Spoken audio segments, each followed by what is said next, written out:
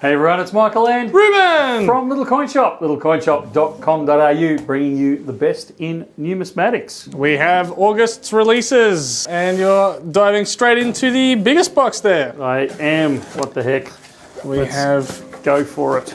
Yes. I was going to say we've got a little bit of packaging to work through. Yeah, but it's good. They're using this recyclable paper packaging rather than the evil bubble wrap. Are you claiming any link to that? Because No. Little Coin Shop has been doing that for a little bit. They have. They've been doing it for a long time. We were one of the first in the industry to grab hold of that. There you go.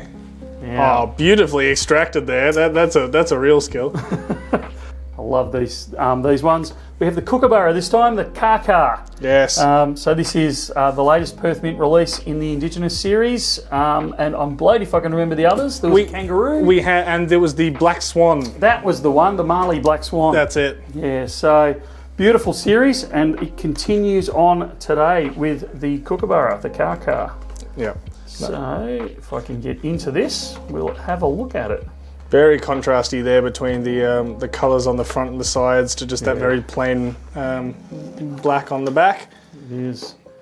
You can see there comes with a groovy little C of A with a bit of a burst about it all. Yep. And then it'll have some coin information on the back, including the limited edition of only 2,000 of them. Indeed. So, and the coin itself is beautiful. I love the way they present these. Indeed. So these are a combination of coloured and antique, so they really get to play around with some of the shadows and bring out some of the design there. Yeah. And the box that they bring them in, you've got the Perth Mint symbol down there, but the thing that a lot of people don't know about these, including myself at the moment, I'm trying to work out which way they pop. Not that way, must go that way. So if it doesn't come centred, you can always just pop them open, recenter it. Gloves, boy, gloves.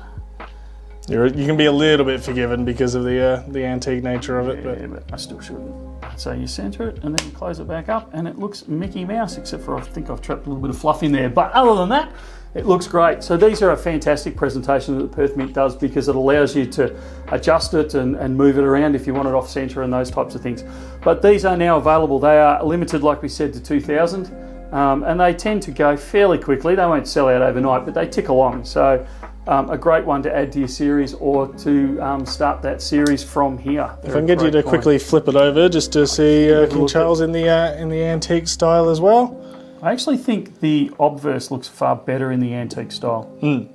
Maybe just because it's a bit different, but I think it draws it out a little bit better with the different tones and shadings you get. So that is in stock and a beautiful coin at that. Yep, no, they've done a great job there. They certainly have. All right, so now let's work out how to get into this one. Now I'm going to take a guess that this is going to be the bimetal wedge tail. I think if these are some silver wedge tails down in there, I think this is going to be a bird-only unboxing. So we've got the birds, we've got the Kookaburra and the two types of wedge tails. So the bimetal series is unusual. I don't think, is this the only one Perth Mint produce in the bimetal? I've got a feeling it is. There's been like a lot in the years gone by, but as far as a current release, it is the only one that's kind of coming to mind. Yeah, and it's a fascinating one. One year they did, so they've done gold, silver, and they've done gold, platinum, and I believe this one's another gold, platinum, isn't it? Ooh. Let's have a look. That's one way to find out for sure. Trouble is we handle so many that sometimes you think, hang on a sec. So it comes in that protective sleeve, and then you have the outer shipper. With and the wooden case. Yeah, that's what I really like about these. Yes, this is a gold and platinum. There you go. So it's a 1.5 ounce, so and fairly limited on these, 225. Yeah, very limited on these. Let's get a nice shot of the front there.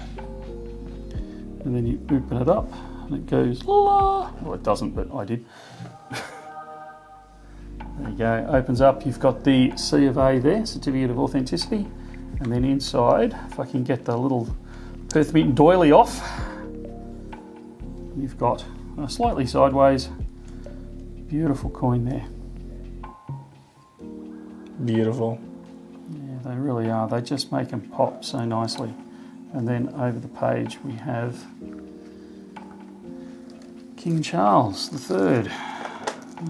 I think this is one of those coins that you've really got to put outside of the box, obviously, but a little note alongside it to say, now this isn't a gold and silver coin. This is gold and platinum. You know, if you ever are going to sell it one day, don't sell it for a gold and silver combo. It is worth that little bit more. It's very important you do that when you're a collector, because it's not just you that has to know, it's whoever may come across it after you've gone, sort of deal. So 3/4 of an ounce of gold, 3/4 of an ounce of platinum in one of those, and an incredible presentation. I love it when they do the platinum because it's a smaller coin. Usually I'm banging on about a larger planchet, but I think this one is very subtle and they do it really, really well.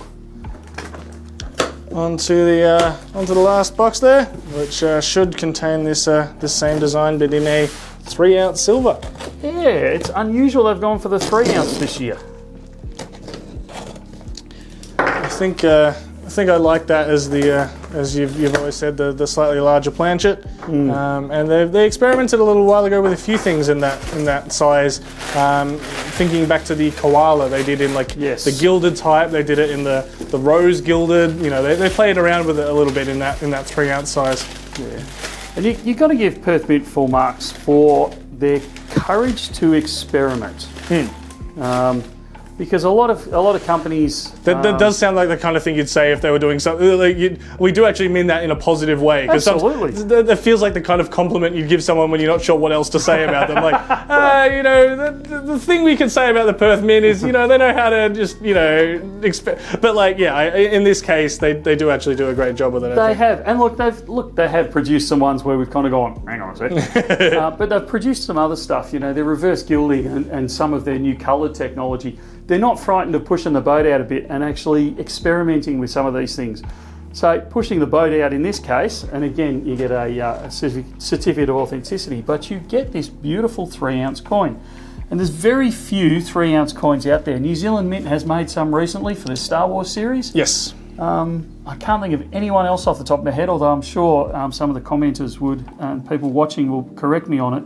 But it's very rare you see this 3-ounce size, and I think it's great because, as Ruben said, it's got some heft to it. Like there's a bit of weight to the coin, and that's always a good sign. And it's got some size to the planchet, so they can actually bring the detail out, which they've done in this case. You can see the radials there stand out far more than they do even on the gold one we just looked at. You can get the detail into the wedge-tail eagle. You've got the feathering on it, and those types of things. It has that almost majesty about it, and it just having that extra planchet size to play with and that extra weight to it, they can really do great things with it, and they have. This is a real standout one. That kind of grand nature is really what you want for such a majestical bird. I'm going to use that word as a little reference. Pretty majestical, eh? Yeah, for this bird, it really conveys that size and that grandeur to it. Yeah. On the obverse, you've got King Charles, and then the little hat tip to the original wedge-tail eagle coin, because this is the 10th anniversary of the wedge-tail eagle. Yes.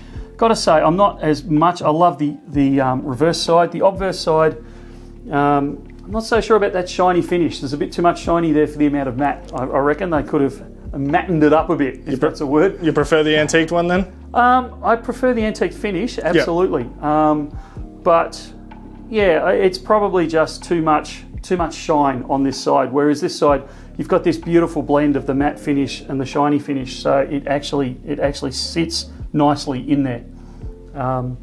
But overall, I would say it's a huge plus. It's a great coin, and I think that's it. I think that's it. What a great unboxing! You got a favourite in there, Rubes? I have to lean towards the colours in this one, to be honest. You're going to go that way? Yeah, just the way they pop there, I think they're really cool. And interested to see what else they're going to do with that coloured and antiqued kind of combo. I think it generates a really nice looking coin. All right, have you got an investment pick this time? And again, this is not financial advice. This is just two guys talking on the internet. Look, if I had the cash for it, I always think the Weird, the Wonderful, and particularly the very limited mintage of one like this. That's it, only 225 being made, the combo of the gold and the platinum.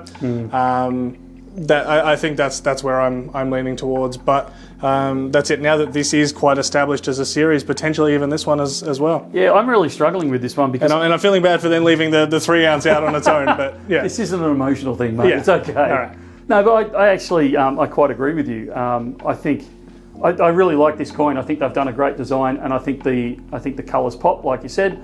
And I think because it's part of that series, and that series has been fairly popular, I think we're going to see this one grow in value over time. This is not financial advice.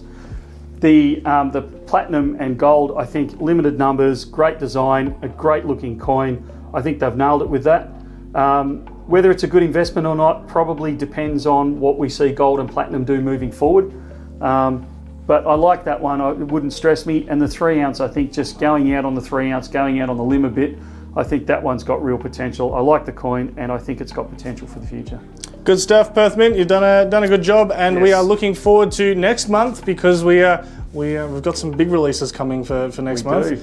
It's going to be a lot of fun. Yep, that very much. All right, thank you very much, Michael. We will see you in the next video. Sounds good. See ya.